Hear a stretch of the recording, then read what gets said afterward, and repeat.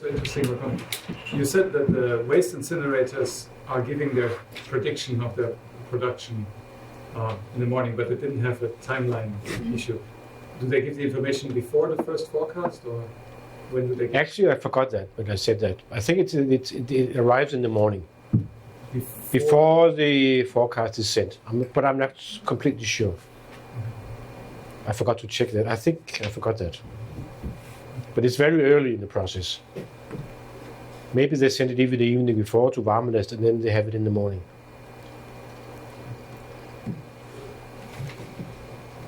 Okay. A short one. Based on the current model, calculate heat. Pardon? Based on how do you calculate heat price or cost currently? So when is negative price in the electric market, the heat cost is increased. If the heat cost is increased, is the heat cost increased when the electric price is negative? Good question. Because then CHP does not generate electricity, and actually when it's fully used for heat production, the heat price actually is higher. So if you have to sell electricity at negative cost, they will lose money and they have to give that bill to the heat consumers. Actually, I don't know. It only happens 10 to 15 hours a year, but Probably going to get more though. Pardon? It's probably going to get more though. Yes. Yeah. Maybe. Yeah. I never thought of that. This is based on your slide. Right? Yes, exactly. But there might, I think,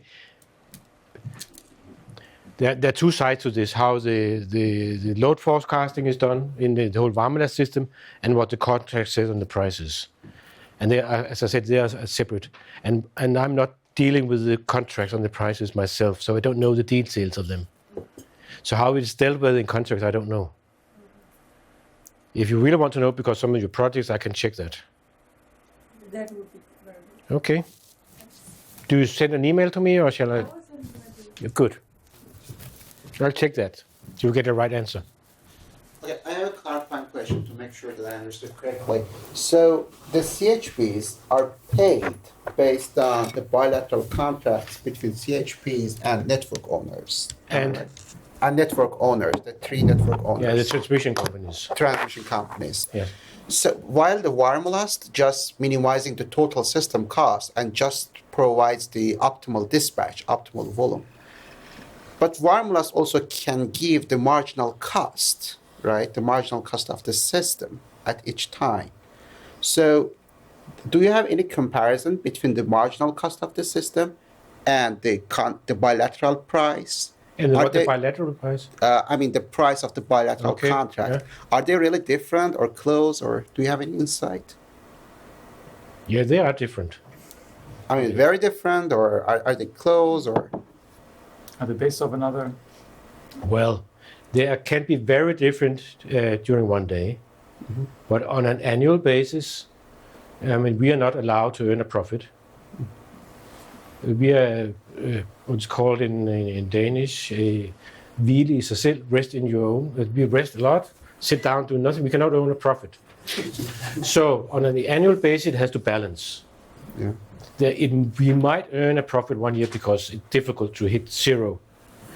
But we have to aim to hit zero. And if we earn some profit in 2017, we have to earn less in 2018. So on an annual basis, they are the same. I don't know if that was an answer. Yeah, but when Varmelast minimizes the total system cost, it provides the optimal dispatch.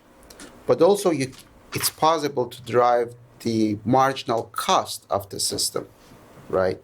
Mm-hmm. So the minimum system cost divided by the heat dispatched in that hour, right? So it could be a sign for the market, what's the marginal cost for the system, right? But the CHPs will not be paid by that marginal cost. No. Okay, so just I was wondering how much different they are. How different? But it might be very different from one hour to the other. Yeah. But is this used? Is this this computed cost? Because What is computed cost? Yes. the computed dispatch is directly used, Yes. but the computed cost is not used. Yes, the cost is used for dispatch. But the And marginal both, and cost. both sides, both the power plants and Varmlast has all the information. That's For why- computing- Yeah, I told you there's this honesty between the two parties, Varmlast and like Ørsted. Yeah. So they have given all the detail. We know in Varmlast they know all the steam data, whatever, or what they need to calculate the cost. So Varmlast will also check whether Ørsted is delivering an honest bid on the cost. What is the cost from what is it now? From 3 o'clock to 4 o'clock now? Varmlast can check whether that bid made by Ørsted is honest or not. And everybody knows that, so they will never cheat. So that's based on the cost, on the actual marginal cost. But they will not be paid by, if that cost is something, they will not get a payment for that cost. Because that is settled by the contract, the commercial contract between, if it's Ørsted, if it's, there are different contracts, but from Avedørværket, it's between VEX and Ørsted. There are two parties only, the transmission company VEX and Ørsted. They have a bilateral contract, which is secret for the other parties, even me and the others. Are they annual or daily or monthly contracts? They're very different. They're very different contracts. And it takes a lot of time to make them, so they're not made annually. There are some price adjustments according to inflation, whatever, in the contracts. But I know the last contract I saw that took 2 years to make it. They're very complicated and many interests involved in that. So when we have landed a contract, we would like to stay with that contract for some years before you change the matter of the contract. But in the contract it says that if the oil price goes up or whatever goes up and down, then the prices are adjusted according to that. That's all in these price contracts. But the logics of the contracts stay the same for years. And sorry, that's a repeated question. Maybe I'm just not catching. So when the system cost is computed from Varmlast, Yes. then for every hour there is a different system cost, right? Yes. No, the That system system cost is not calculated by Varmlast. It's calculated by producers, but it can be checked by Varmlast, and it will be checked afterwards. But when in the morning hours, the costs are calculated by the producers, and they supply these bid curves. There's no Based- system. Yeah. Okay. Pardon? That's not what you're asking. Yeah. Because there's this marginal system cost, but it's what we would usually call system price. But that's not used. The cost-based system price. I'm not sure. I mean, the cost that You have the market curve, right? And they cross eventually. Anyway, this crossing point. yeah. That's a cost. That's a cost-based price. Mm-hmm. That price, you use the dispatch. You use how much power is being used, but that price is not used. No. No, it's not used. Yeah, Okay. that's the question. There was yeah, the that was the whole question. Not we're used asking. for the dispatch. Question is not. And not that's used right. for The cost, and part of that is that Yeah. when Ørsted gives in a cost from Avedørværket, Yeah. they have their own forecast on electricity price. Yeah, that's it. And that might differ from Varmlast's price forecast on electricity. It might differ from Hufor's own on the Amagerværket.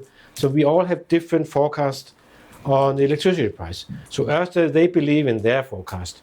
And from that, they calculate their production cost.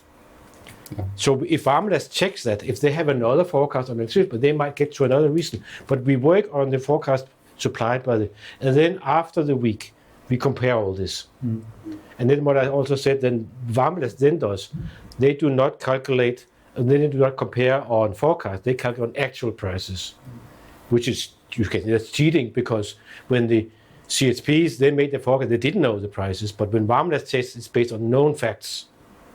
But that is to benefit for all parties, because then Ørsted will also know, you actually thought that the price tomorrow would be this, we now know that it was this, etc. So everybody's learning from that.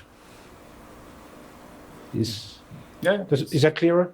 Yeah, the answer was in Yeah, it, we and got the it. rest is also clear. Yes. Yeah. Okay. Good. I know this is very difficult to understand. We can have a market operating on cost, because that's very untypical. No, that's fine. Yeah. But that's But it also it's not a market; it's an auctioning system. Yeah, you don't use the price. We call it a market, but it actually is not a real market. Yeah. Is that then just an understanding question? Is that then also the reason why basically cheating does not pay off? Because you're not actually getting paid the dispatch price, but the long-term contract price. Yes. So yes, you can withhold capacity, so you get, but you're not actually getting a higher price for that. So that's.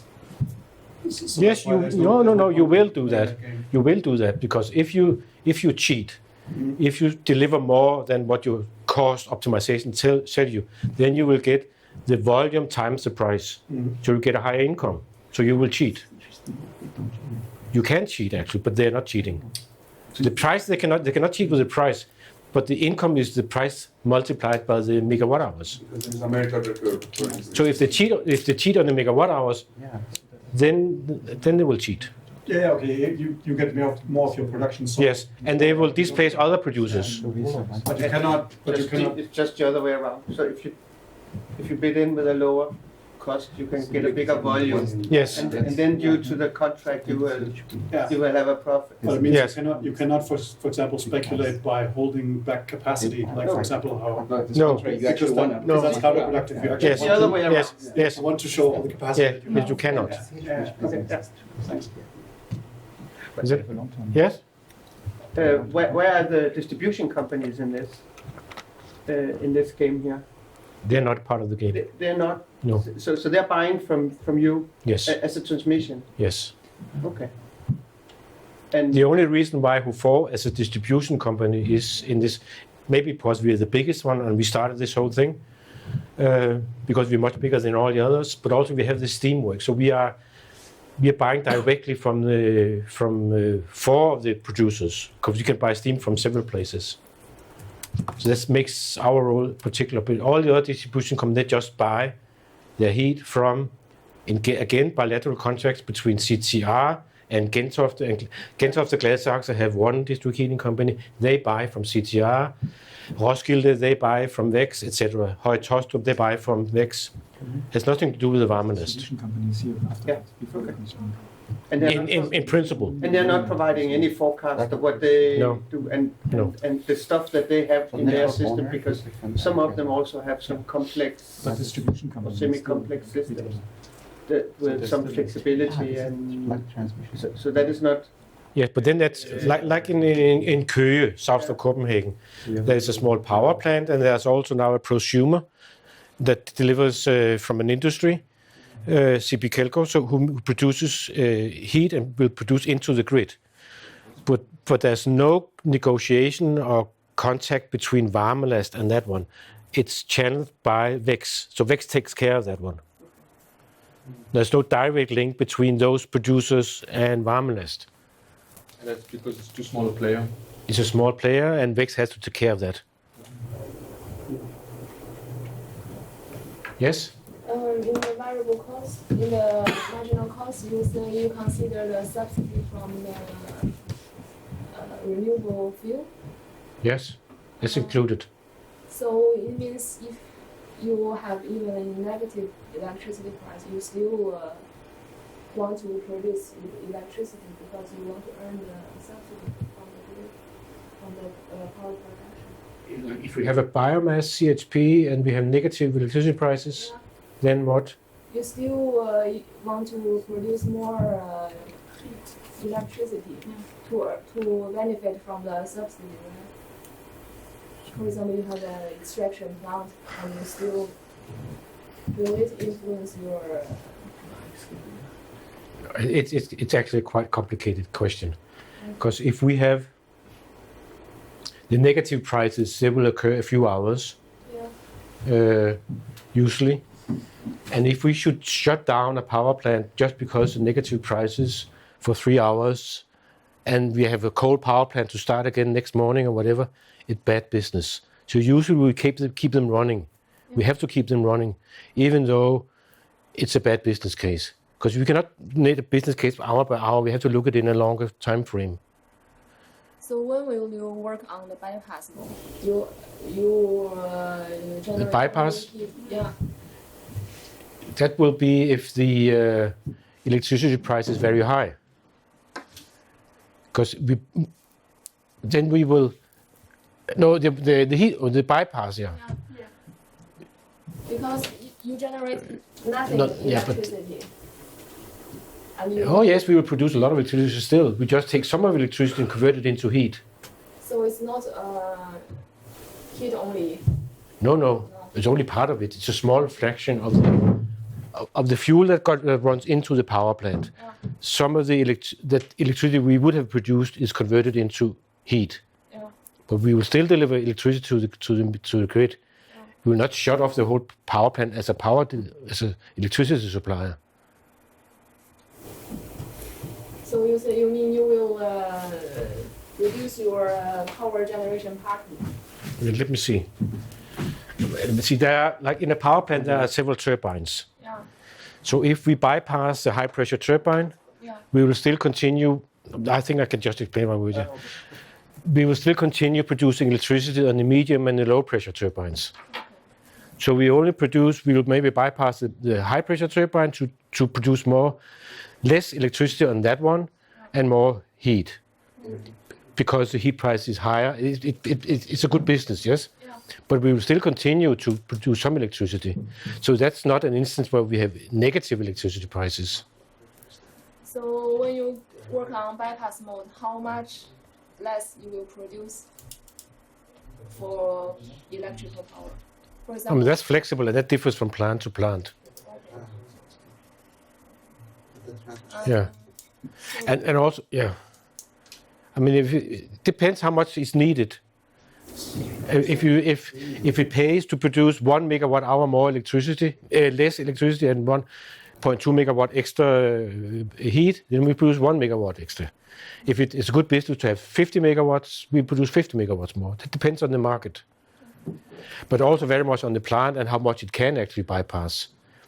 I have forgotten the details of which power plant where they bypass. They bypass different places.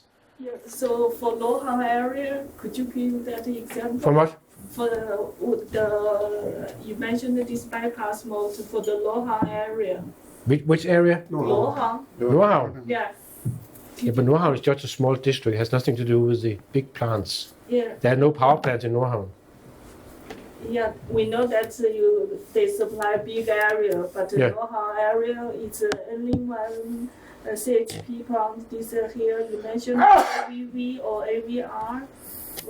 Which one is for the Lohang area compared with the other areas, for example? Yeah, but there's no particular plant supplying for Nordhavn. Let me just see here.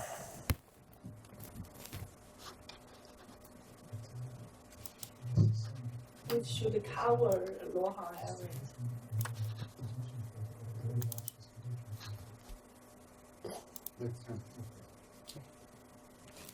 AMV1, AMV1. No.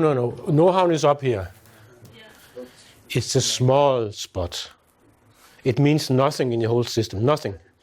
It's just a small spot. It's not important for the whole system. It means nothing. Because we also And there are no power plants up there. demand is very low No. because of the new buildings. No. And if we take Nordhavn, Nordhavn is there's a lot of these peninsulas, whatever. Looks very yeah. All of this is fill up land. This is the old Zealand. There we have SMV, Svanemølleværket in Danish, Svanemølle power plant. And then some heat goes into Nordhavn here. And then we have a heat exchanger down there on Lange close to the Little Mermaid. Some heat comes up there. So this comes from a heat exchanger, that one, and that part of Nordhavn comes from Svanemølleværket. But it does not really, because there are many pipelines here. So if this is not running, then it comes from some other place. This is a whole integrated system, this whole grid. So you cannot say that the heat in Nordhavn comes from, in this case, I said it comes from Svanemølle, it comes from this pipeline, but it might be produced in Avedøreværket.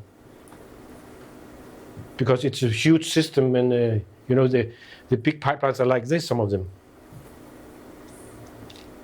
So it doesn't, for us, it doesn't make sense to talk about Nordhavn as one area. Yeah, it's not an island. You know that Nordhavn is in your distribution network. Now you are talking on the transmission network. Yeah. Yeah. Yeah, that's yeah. No, this is distribution. This one. Yeah. About the Sorry, I'm not sure I answered your question correctly. Yeah, some kind of we understand it. That we know that you said you should. You forgot to mention that the bypass mode. We would like to know exactly what your definition of this bypass mode of CHP plant. Yeah, the bypass is that we bypass the steam outside the steam turbine and to produce heat. We agree on that. That's a bypass. So if we have, sorry to be a little technical now. Yeah. What? No. All the way around. Let's say we have 3 turbines and we have some steam from the boiler over here, and the steam goes into the turbine, then further on to the next. This is very simple, right? And all of them on the same generator. And then we can take, so this was in normal operation, the steam into the high pressure steam turbine, into the medium, and into the low. And then if it's in condensation mode, then we will just have this one by the seawater, whatever. And if it's in back pressure mode, we will maybe not have this one, or never mind, that's another discussion. But then we can bypass maybe this one. So we take the steam here, like this, and some of it then goes to, to some heat exchanger that will take the steam and utilize it for heat production. So we have a heat exchanger here, we have steam, and then some water coming in here. And then we will lose some electricity up here. Yeah. Because this will stop producing electricity. But or produce less electricity if we take all of it out. I think it can be in part load also. I'm not sure though. Depends which plant we're talking about. Yeah, because we read some literature, they mentioned that this bypass plot is only, they call the heat only produced. What we understand, then the electricity will not produced anymore. But according to your explanation, is that the electricity is still there. Yes. Right? Yes. Depending on the market or on many other things. Yeah. More or less, electricity is still there. Yeah. But you could bypass all of them and produce only heat there. So that's why they call it heat only. Yeah, so this could be. It's just not very efficient. Yeah. But that is actually the critical question. Can you have a fully bypass mode? Just to settle the full power plant. Yeah, the full power. You don't produce any electricity. We need gigantic heat exchanger. We don't have that. Well, but then you could do partial operation. But the number of hours we have a need for. I know in the new power plant, Amager 4, the blue one on this is very different actually. This is still heat and electricity. It's like this. It's more like a back pressure steam turbine. But then we can take most of the steam out and make a lot of heat. So we have this whole area. It's very different from a usually extraction steam turbine. So in that one, we can take a lot of steam out. But that is because the whole development of power production is we're moving away from traditional CHP into a more wind, solar, PV, whatever, driven society. And then we need, this is not a CHP. Yes, it is combined heat and power production. This is the right word. H is first. So this one produces heat, and electricity is a byproduct. In the 90s, electricity was the main product, and heat was a byproduct. But this has been built as a heat plant with electricity as a byproduct. Where the other ones I showed you on these, usually, traditionally, it's electricity plants, where we use the waste heat or whatever. But this is not so any longer. I think in the Danish term kraftvarmeværker, I don't know how many of you Danish, it should be now varmekraftværker. I think. Sorry. Was that it? Is it okay? Yeah. Yeah. Otherwise, maybe you can write me a question. Maybe I can. Some of it I cannot answer. All of Okay. it. Yeah. Thanks a lot. Yeah. Yeah. So according to that, do you think that in the next 20 years, back pressure plants are still likely to be operated compared to extraction? But this is not a real back pressure because we have in that one we invest a lot in being able to bypass the steam, but that costs money also. Yeah, but is that still an efficient process because they're very inflexible? If you think of, because they always have the same ratio between heat and power generated, right? But you're pointing at No. We can go down here. Take all this. All this is quite flexible. Yeah, sure, But it cannot go this way. There can be no condensation. Yeah, exactly. So you think that it's better to have back pressure plants or extraction plants? Back pressure with extraction or with bypass. Yes. Yeah, so that's not just back pressure. That's what I'm saying. So Yeah, it's not a you real need back an pressure. extra It's yes. flexibility there. Because a typical back pressure doesn't have this option. Yeah, exactly. That's why I'm saying that Yeah. they are very inflexible in that sense. Because if electricity prices are Yeah. very low, you don't want to produce. But if you need the heat, then you're screwed, right? I mean, Yeah. according to the calculation. But you asked me what I think happens in the future. Yeah, exactly. Well, one guess is that Amager 4, the plant which will run in operation now in 2019, is the last combined heat and power production plant in Denmark. Okay. So what is the Last in construction. It will last for 20 years or so. We get so many wind turbines, whatever. So we're looking into a completely different future. That's one guess. Okay. And what about instead using electric boiler or heat pumps together? Pardon?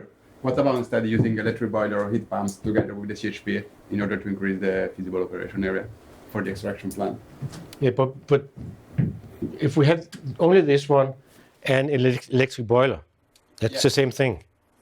Yeah, but instead of building new CHP plant like the old that we have an extraction, you just had an electric boiler or heat pumps, and so they can have a higher operation area, and you can convert more electricity to it or whatever. I'm not sure what you think, You still what you're have a saying. larger heat exchanger, so Yeah, you still produce more heat than you can get rid of. I mean, in this case here, we take some electricity. Yeah. If we move from here and down, we take some of the electricity and produce heat. Yeah. You can do it another way. You can just produce like this and then install an electric boiler. It does actually the same thing from a system point of view. Yeah. But this is cheaper than having a power plant and an electric boiler. This is a cheaper way of doing it. I think what he's saying is that to extend this diagram mirrored downward, so consume electricity and produce heat, right? That's what you were doing. Yeah, but usually they do with the extraction plant, not with the back pressure. Yeah, but that's, I mean, But then you still it's doing Yeah. exactly the same thing. Yeah, because exactly. The back pressure I doesn't was have wondering the if lower it's area. I was wondering if this one Yeah. is cheaper or more expensive than installing electric boiler. Yeah. But apparently it's cheaper Yeah. this solution. Okay. But I can mention now, this is outside the scope of today, that the business case for making heat pumps have so much better COP than electric boilers. Which But are they're one, expensive.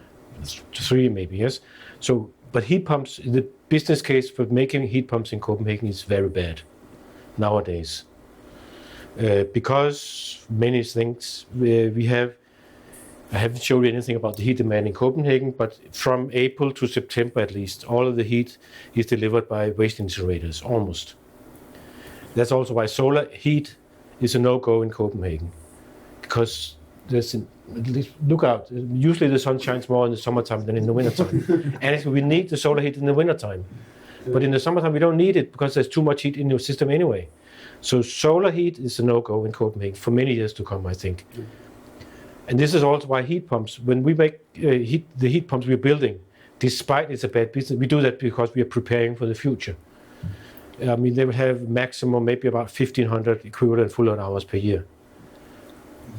And that's a bad business. But we do that anyway because we see this is coming. So maybe in the 2030s we will have to build many of them. So we have to learn them, how to operate them, what they cost, how to extract heat from Øresund, from whatever source we can find. But that's another story. Yeah. And another question about the network. Yeah, maybe, I don't know. Yeah. Is it okay? Yeah. Okay. How good is are the interconnection between the three networks? I mean, do you have often different marginal heat costs between the three networks? Are you thinking to improve the connection between the three district heating networks or no? The marginal cost of the district of the networks. Yeah, or the district. I mean, I guess that each network has a different marginal heat cost. I mean, otherwise the capacity should be infinite between the two district heating networks. No. I think the point is there a big opportunity cost of not having a bigger pipe between the different areas, right? Okay. A limited transmission capacity between the three district heating networks in Copenhagen. Yeah, I mean the marginal cost of the networks is not used for anything really. No, There are constraints. It means the energy cost. Yeah, the energy. But like how expensive? I mean, you mentioned there's this bottleneck between the VEX and the CTR network. Yeah, there's a big bottleneck up here, for example. Yeah, exactly. How expensive for the overall system is that bottleneck? Yeah. In terms of market optimality that cannot be achieved. It's expensive. Okay. There are some bottlenecks here also. Here we have two islands, Amager and Zealand. We have some tunnels between Amager. They are the same size as a metro. Okay. 40 meters below ground, same size as a metro. They're not cheap. To move energy from Amagerværket to Zealand, they're very expensive. Okay. If you want to have more of them, it costs a lot of money.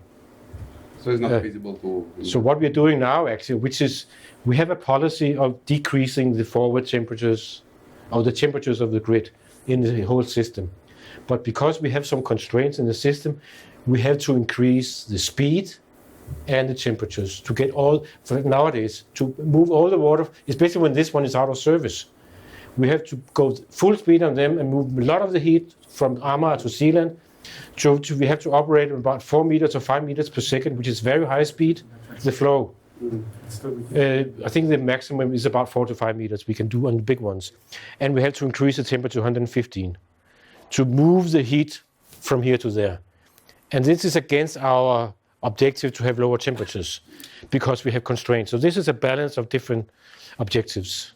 Can you increase the temperature in the transmission and still reduce it in the distribution? And what? Still reduce it on the distribution?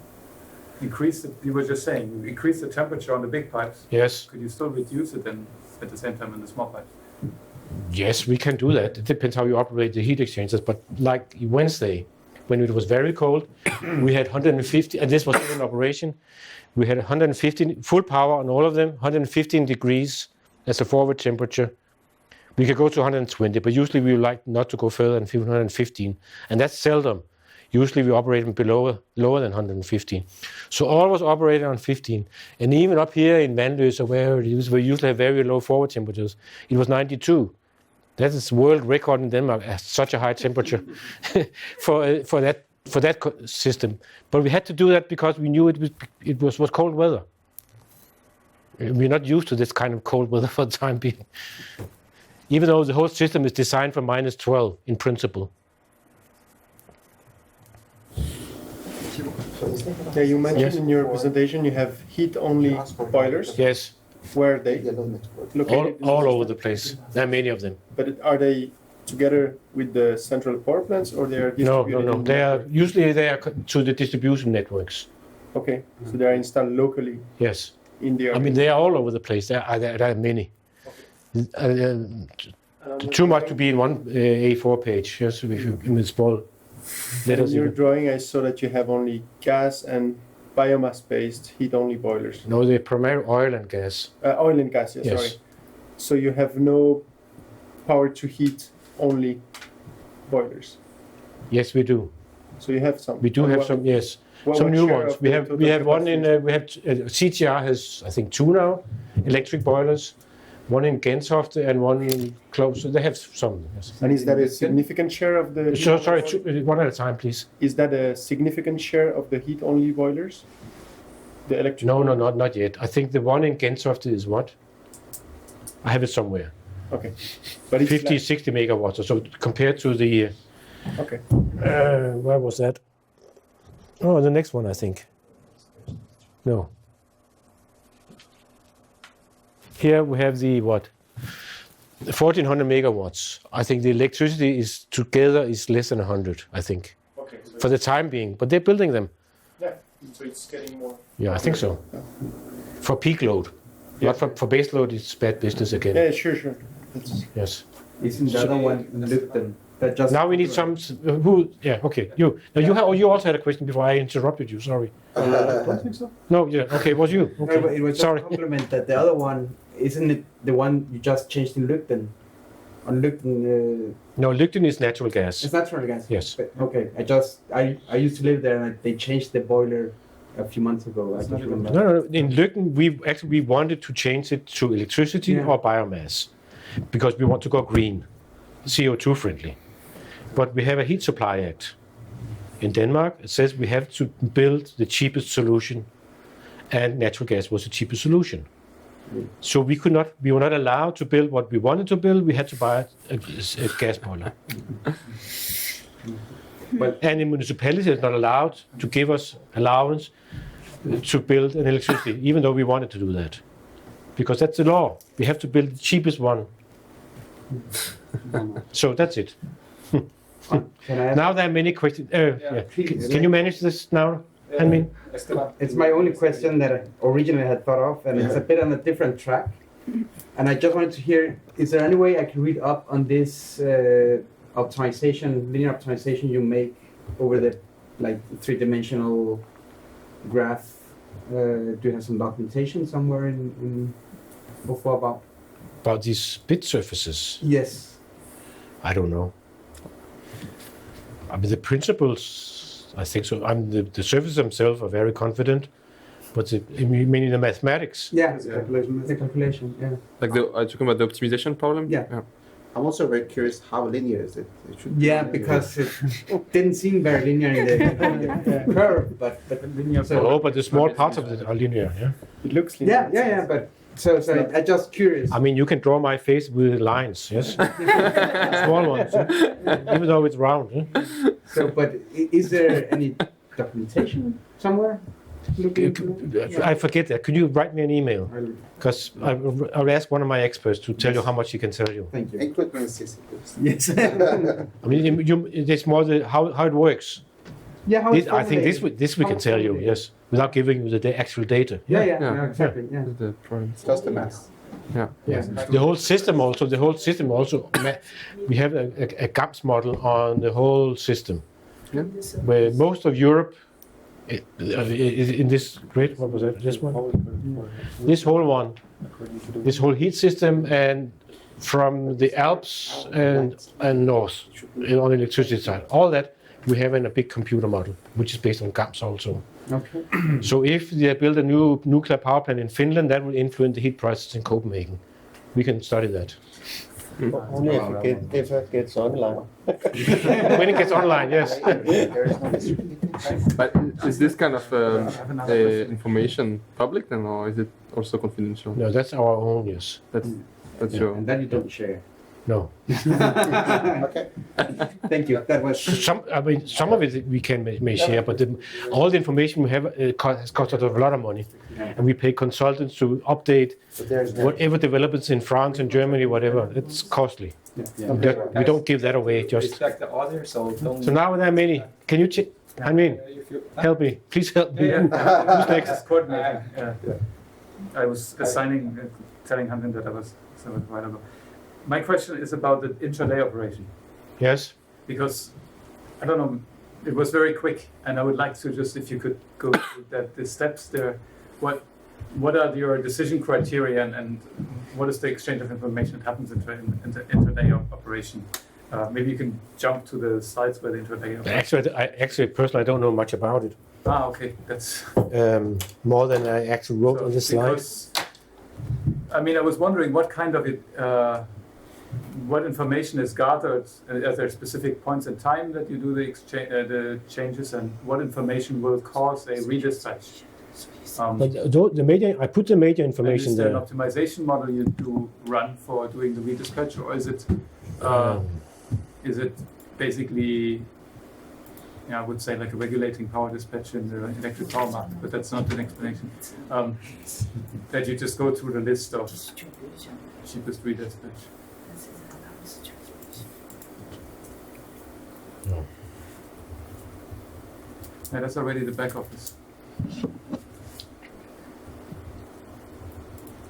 So is the optimization run again here? Or I know very few details about it. What I hear from my colleagues is if there's a major weather change, and usually the most important one is some unit is taken out of service unplanned for some reason. That's the most serious event. Weather changes are not so important, but it's updated if there are changes in the weather forecast and other forecasts. I don't know the detail actually and what. Would you mind how if much I is send you a changed? question about it? Pardon? Would you mind if I send you a question about No, it? you can send it.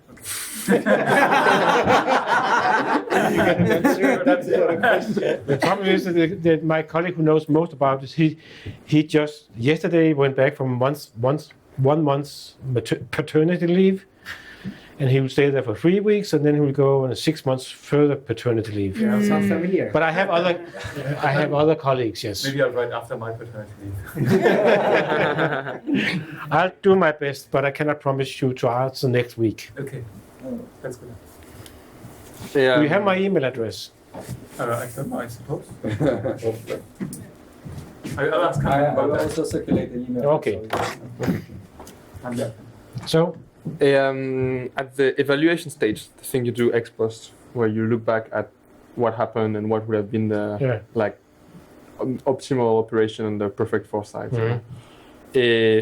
When you calculate this optimal operation and the perfect foresight, do you consider also the hydraulic constraints in the transmission system and like how fine model is the assessment? I think so. As far as I understand it, it's more than a year ago since I last read one of those reports. Yeah, the weekly report. But as far as I remember, that's included also. Okay, it's also based on like an optimization. Yeah, the hydraulic model is based on optimization. It's a flow model. Okay. On the temperatures and pressure and flows, whatever. And it's also linear. It's a model. It's not linear. Good I mean, question. that's No. I don't think so. Is that also possible to get? It's called Thermis. One of no, there are several models actually. Okay. And is that something that is also public or the report?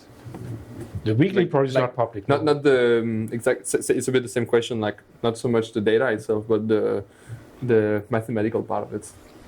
How we compare the plans with the actual facts. How you calculate the perfect information plan, like this ideal plan. I think we can tell you, but I don't know why you're interested. Because I work on it.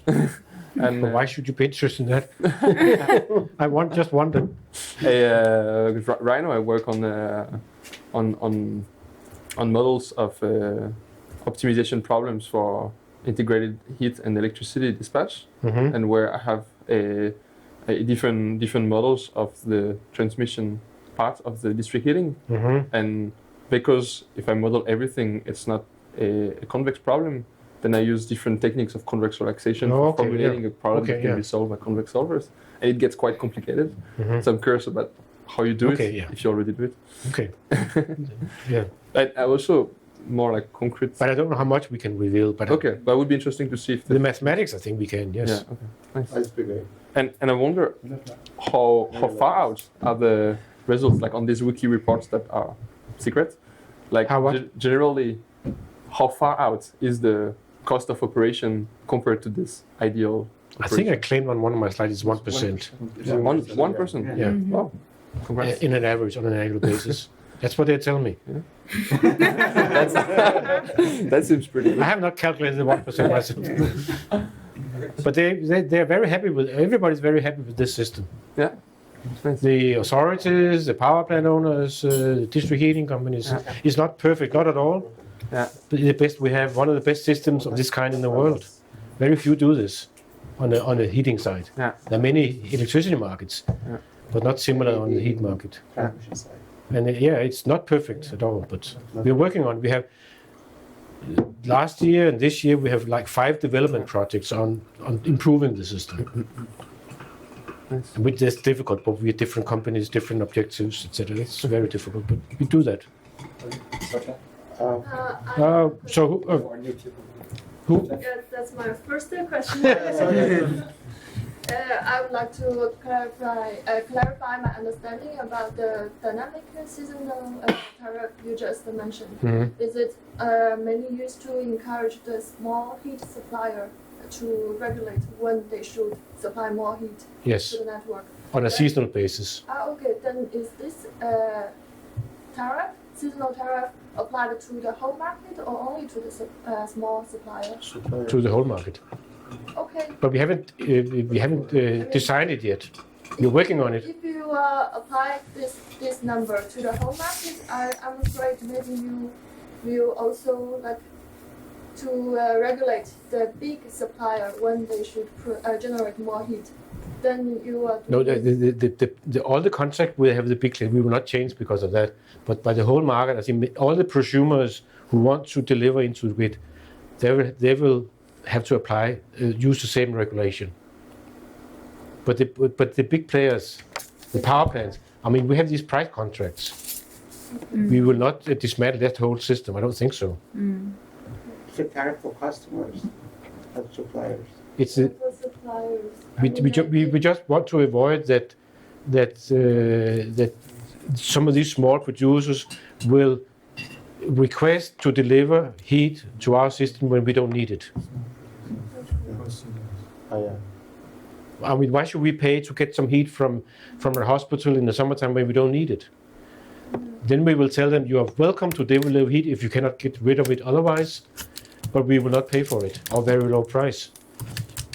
But then the big supplier doesn't get impacted. No. And then I'm sorry, I've answered you wrongly, I think, in the first place. No. Now I'm. Yeah. Who? Just two clarifying questions. The yellow network, the steam network, belongs to HO4, right? The steam, yes. Okay. Only HO4. Yeah. Only HO4. Okay. And could you please tell us about the Warmulas? Who are there? I mean, Pardon? Who are the staffs in the Warmulas? They are the same people. I mean, I saw on the website that they are the employees of HO4. CTRX. Yeah. Okay. So we supply some staff, each of us. Okay. And some of them are like machinists and some engineers. So though they are the employees of HO4 and BEX, but they are independent, right? I mean, because the Warmulas should be non-profit, independent system operator, right? Yeah, I mean, the guy that, some of the questions you have asked now, which I will give to the man who's on paternity leave, he has been working in that office for 2 years. Now he's working not any longer, but he knows a lot about that. And actually he made many of these slides later, so early on. He's an engineer, and he has been seconded by HO4. His salary is paid by HO4, then he's seconded. I mean, we deliver him to Varmelast. Then at that time, he worked full time in Varmelast. He's loyal to Varmelast. He complies with all regulations and rules of Varmelast. All the confidential material, the data, he does not give that back to HO4, even though he's a HO4 employee. And that's ruled by a special agreement that he had to sign. Yeah, true. A personal agreement between him and Varmelast and him and HO4. Yeah. It's a little complicated, but it works. Yeah. About heat accumulator, you say losses. The pardon? Heat accumulator. Yes. They all located in AV, B, and A and V. Yes. How much are they each? The details? I have the total number I gave you, but I have them somewhere. But let me see if I can tell them quickly. Otherwise, I've had to. Where is that? Let me see. I think that was. Where is it? Here, I think. So the total volume of those are 3,000 megawatt hours, depending, of course, on the time of year, etc. But approximately, and then 660. Let's have the slide number. Maybe I have it on my text here. Let me see.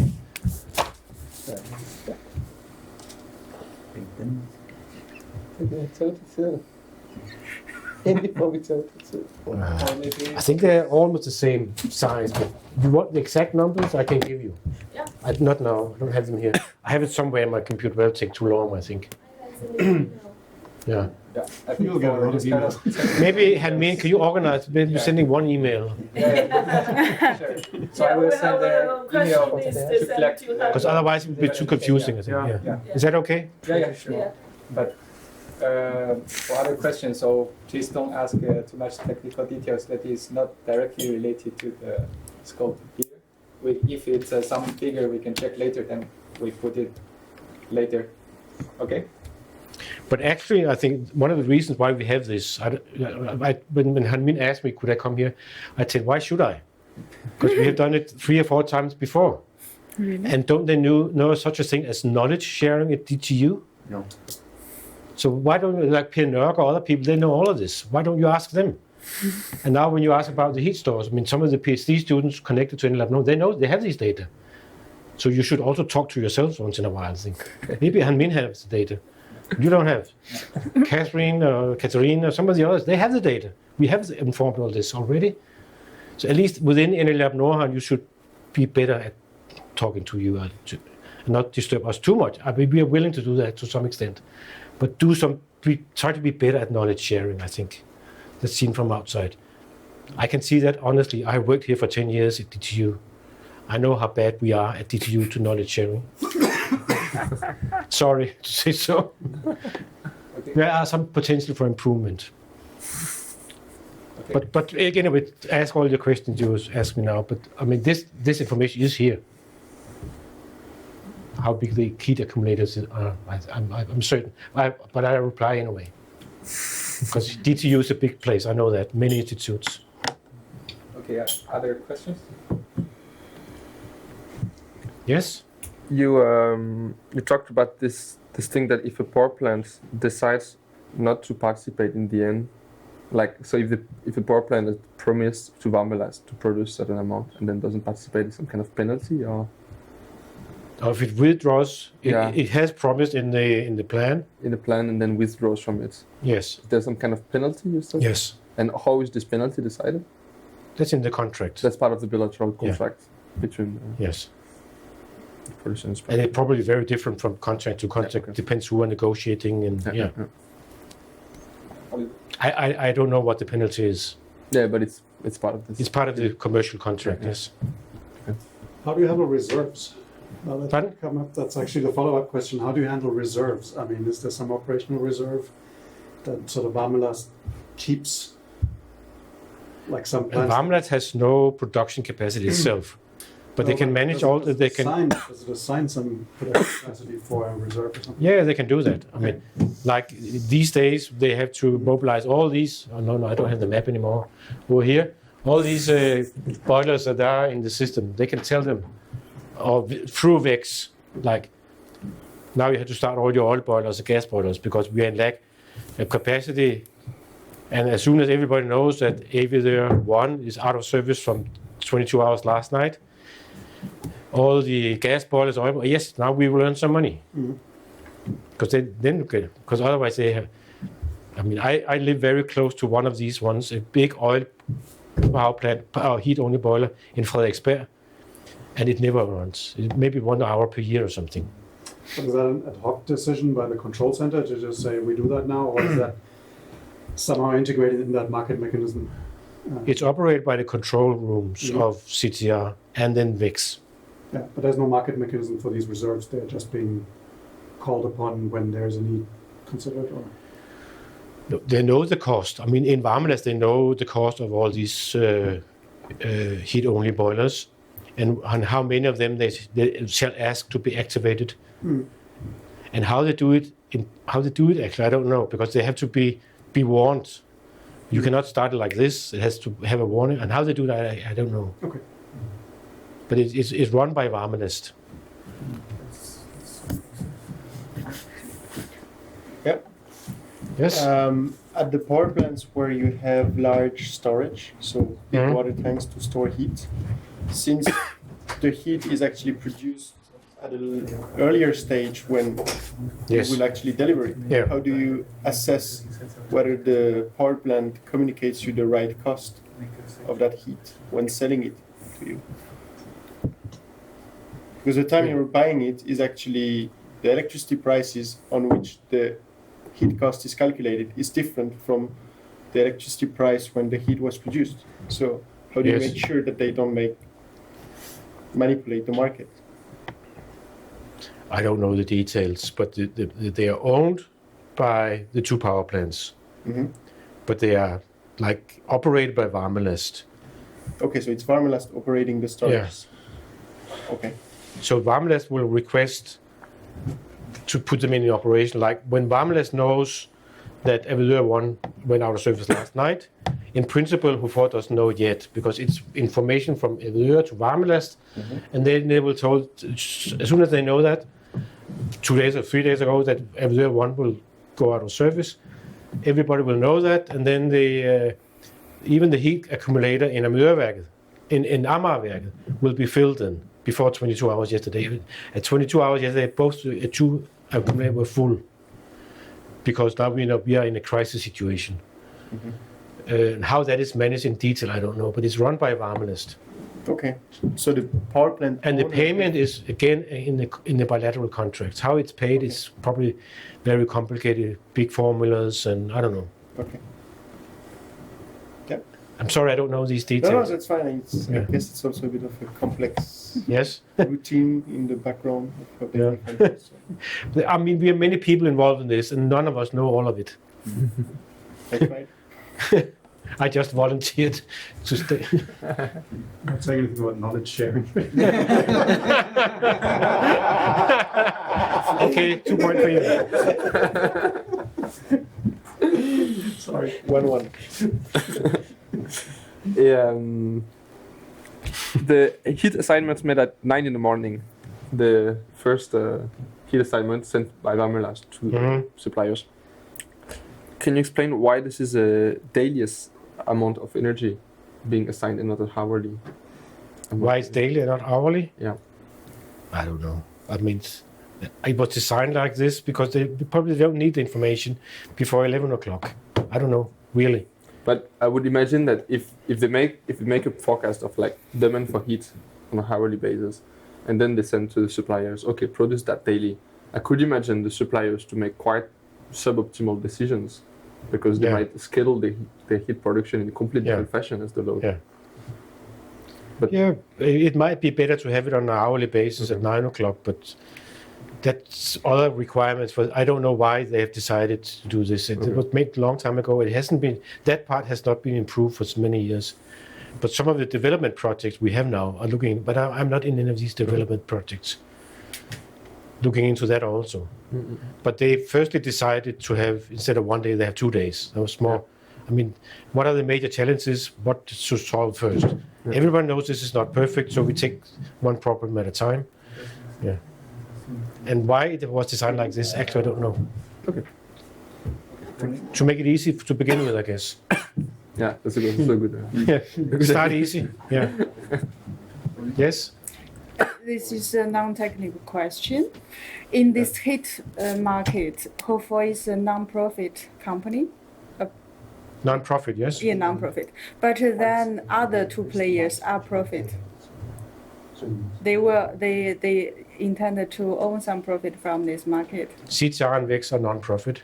They are non-profit. Non-profit, yes. Don't- Ørsted is profit. Okay, so only one player is. No. Ørsted and HUFOR Energy Production are profit companies. Oh, okay. The power plants are profit companies. The distribution companies are non-profit. Okay, only HUFOR is non-profit. HUFOR District Heating Company. Yes, There are yes. many HUFOR companies. Also water supply, sewage, whatever. City gas, wind turbine, whatever. We have many companies. Okay, But HUFOR District Heating Company. that is for That's a distribution. non-profit. District heating, that's for distribution. Okay, now I get it. Yeah, and the district heating is distribution, both steam and water. That's one company. But HUFOR Energy Production, who owns the Amager plant and all our wind turbines, they are a profit company. Okay, now it's clear for me. Yeah. So I Okay. thought if you're non-profit, for then how can this market work? No, that's very complicated. Now, I mean, the cooling also, district cooling is profit, and district heating is not. That's because of law. Okay. It's regulated like this. The district heating has to be non-profit, and district cooling is competitive. And therefore, so everybody can like. That's funny. Like Frederiksberg is another municipality, right? Yeah. Than Copenhagen, and they are like within Copenhagen. They have their own district cooling system. They are supplying district cooling to Carlsberg, which is in Copenhagen. So they can do that because that's profit. They can, and we can also deliver district cooling in Gentofte if we wish. But district heating we have to only in our own municipality. Yeah, I know that's complicated, but That's weird. And weird. and weird, yes. Very weird. It is. Yes? My question is sort of basic back again, the network. It's the word distribution means we're distributing from the power plants to the consumers, but also it means we look at the small, at the lower. No. The transmission network. No, you're wrong. My question is, let me stop. No words. Just before you continue, distribution by heat from transmission companies. Yeah. So there are heat exchangers taking heat from transmission, and there starts the distribution all the way to the end consumer. And Hofor does not have transmission. No. But the steam that is transfused, the steam network is only a distribution network. Yes. Okay. So and we own all of it. Yeah. Steam is always distribution. You can call it transmission. That's a matter of legally, it's considered a distribution system, the steam network. So it's more like a legal distinction than.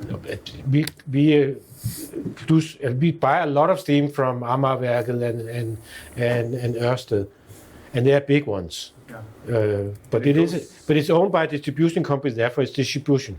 Okay, so Hofor is part of the CTR of. No, we're not part of CTR. Oh, sorry, that's the wrong word again.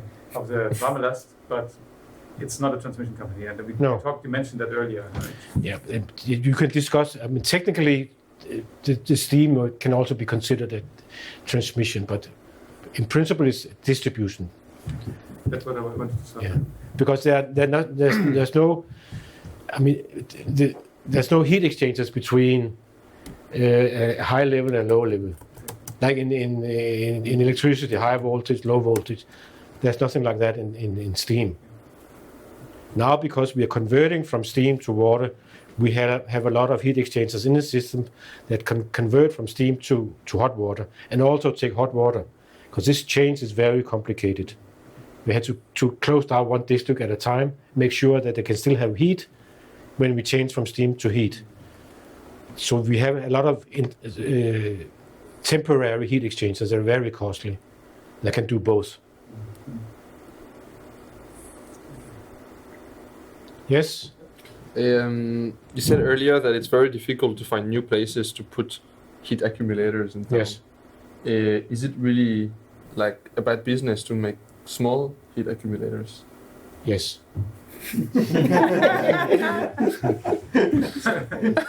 Another way, no, it's the scale of the economy of scale is substantial, very substantial. We have made actually we have made a report that I can share with you on heat stores, but it's substantial.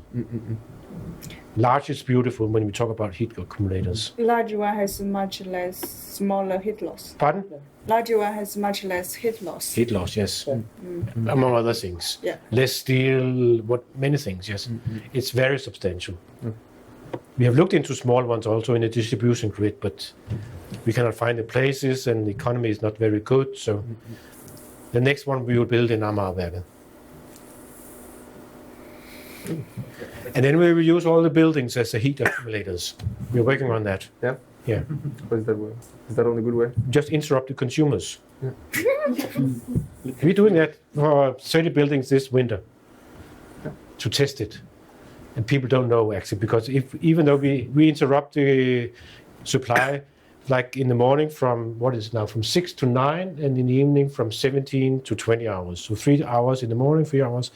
About 30 buildings, we interrupt them. and the indoor temp. No, we don't do it this week. But we do it, or we have done it. This is part of the Energy Lab Nordhavn project, and it's actually even though we interrupt for 3 hours, the indoor temperature. We monitor the indoor temperature of those buildings that are part of the experiment. The decrease in temperature in the space heating is less than 0.1 degree. The only critical point really for those buildings are the hot water, especially in the new buildings, because in new buildings the space heating demand is very little. So we think in the future we can use. There's a huge heat capacity in the buildings. How many tons of concrete is there in Copenhagen? It's millions.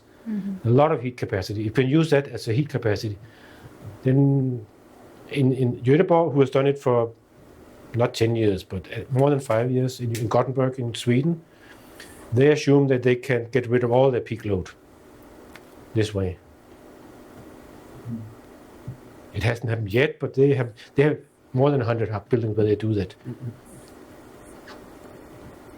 And then in the pipeline system, also, we have made some experiments last winter where all of Österbro, which is one huge area, we have from I think we started at midnight before Monday morning, at midnight between Sunday and Monday.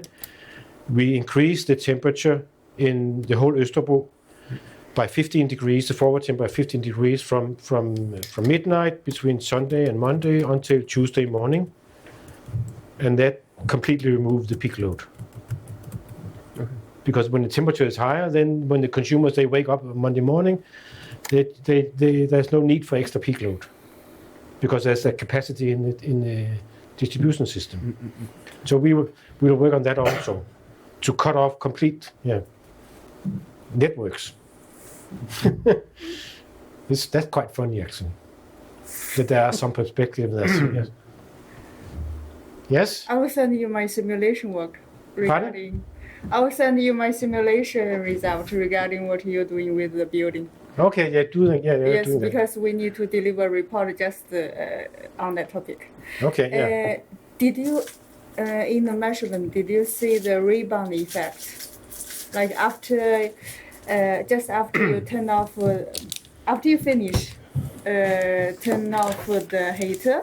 Now when you turn on the heater again, did you see a peak in the heat demand? Yeah. Now we're talking with experts, right? Let's say we had 24 hours here. Yes. And we have some heat demand. Let's say it's high here, whatever it is. Let's say here people start showering in the morning.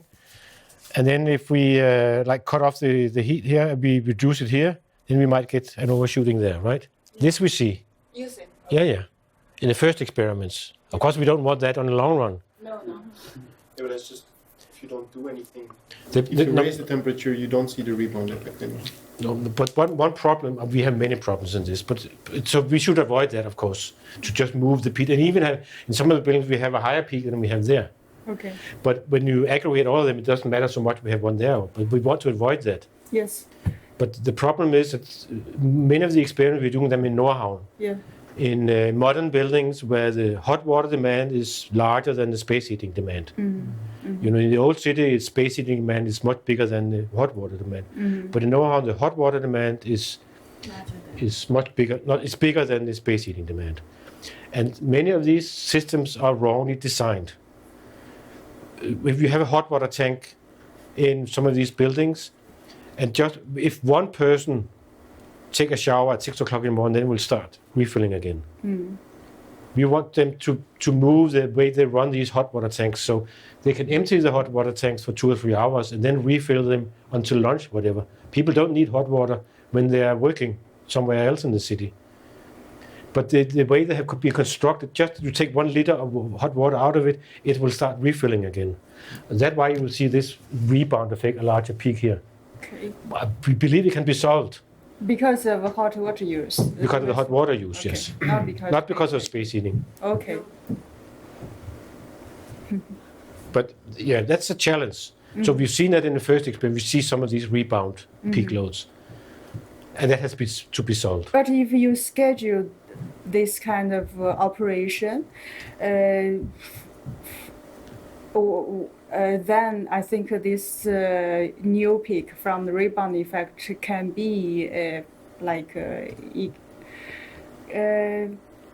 will not impact on the entire system so much. For example, if you have one district, you do this cutoff from 6 to 9 o'clock and resupply the heat at 9 o'clock. Then some other district resupply at 10 o'clock, for example. Yeah.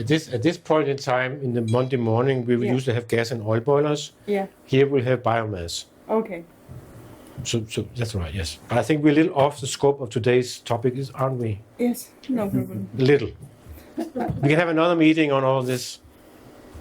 Sure. We will anyway. Okay, then any other relevant questions? The very last one.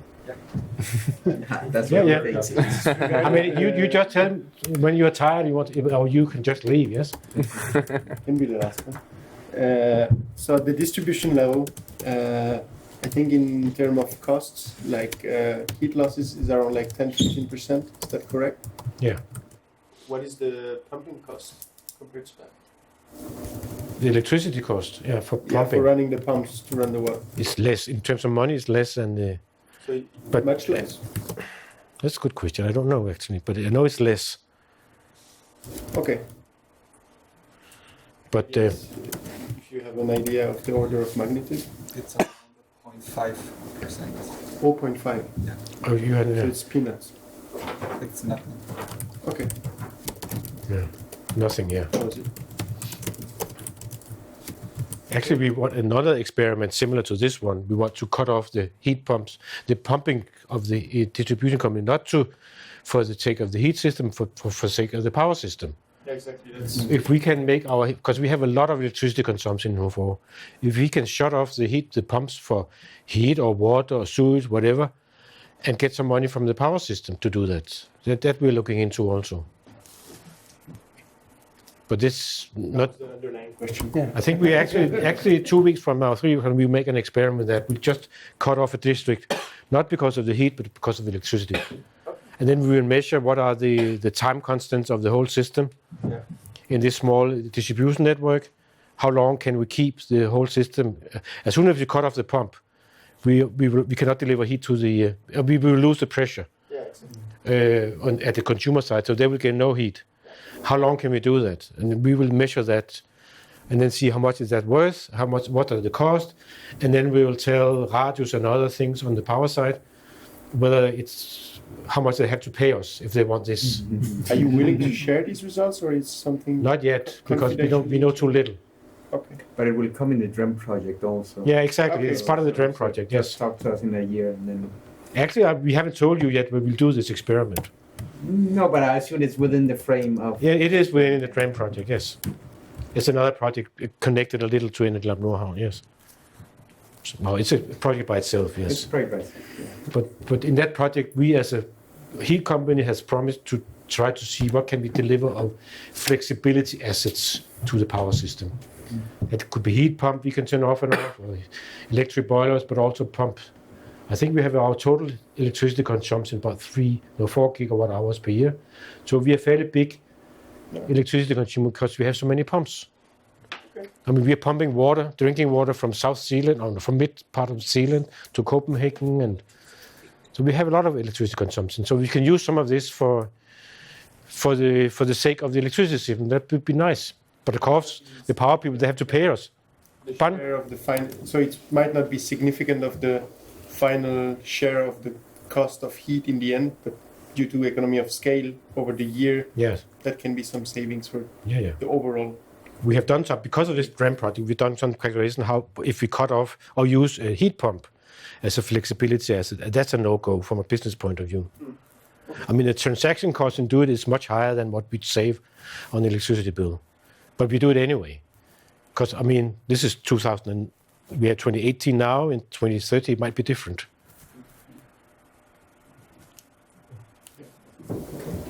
That's also a side issue, I think. But we have clever people on that, right? Oh no, I think he's looking at you. Say yes. These two guys? Who am I to doubt myself? Actually, Kai will be joining us in the project. In the Trend project? Yeah. Okay. So, Yeah, he's after his parcel. after his basket. Yeah. Okay, formulate the questions before, and then I have time. This is mine, right? Yeah. Could be yours. Yes. It's not mine. No. So I just have a last isn't it weird to call it a market when it's really Yes, it's not a real it's market. not a no. market, it's a No. dispatch. We also call it Varmelast. Yeah, I noticed. Last means dispatch in Yeah. yes. So but we sometimes call it a market, but it's not a real market. I prefer to call it an auctioning system. Yeah. Yeah. But it's easier to talk about market. It looks like a market, but it's not a real market. Yeah. Joint dispatch. Yes, a joint Dispatch, yes. Yeah. Okay, I think we are close to the end. Now Okay. we will close the recording, but you are free to ask more questions. Off camera. Okay, so I can shut down the computer at least. Now, for those who want to send question to Jon, please send it to me, and then I will circulate the questions. So I will collect all the information. Yeah, okay, so we have that one. Yeah. And I will distribute. That would make it easier at least. Yes. Yeah, and would it possible to have the presentation? Yes. Okay. Yeah. I will send it to Hanmin, and then it's your Yeah. problem to distribute it. Yeah. Circulate, It's not very big, it's only 2 makeup items.